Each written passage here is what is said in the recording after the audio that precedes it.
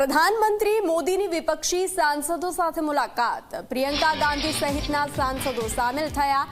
PM Modi સાથે વિપક્ષી સાંસદોએ ચાય પે ચર્ચા કરી। સમાજવાદી પાર્ટીના સાંસદ પણ સામેલ થયા। મહત્વનું છે કે સંસદનું શિયાળુ સત્ર આજે સમાપ્ત થયું છે। આજે અંતિમ દિવસે જ લોકસભાની કાર્યવાહી અનિશ્ચિત સમય સુધી સ્થગિત કરાવી દેવાઈ હતી। તે બાદના આ દ્રશ્યો સામે આવ્યા છે, જેમાં પ્રધાનમંત્રી મોદીએ વિપક્ષના સાંસદો સાથે મુલાકાત કરી હતી, જે દરમિયાન તમામ લોકો હળવા અંદાજમાં જોવા મળ્યા હતા। તો ચાય પે ચર્ચા કરવામાં આવી હતી, જેમાં પ્રિયંકા ગાંધી સહિતના સાંસદો સામેલ થયા હતા। તો આ દ્રશ્યો સીધા જ સત્ર સમાપ્ત થયું છે અને હવે ચાય પે ચર્ચાના આ દ્રશ્યો સામે આવ્યા છે।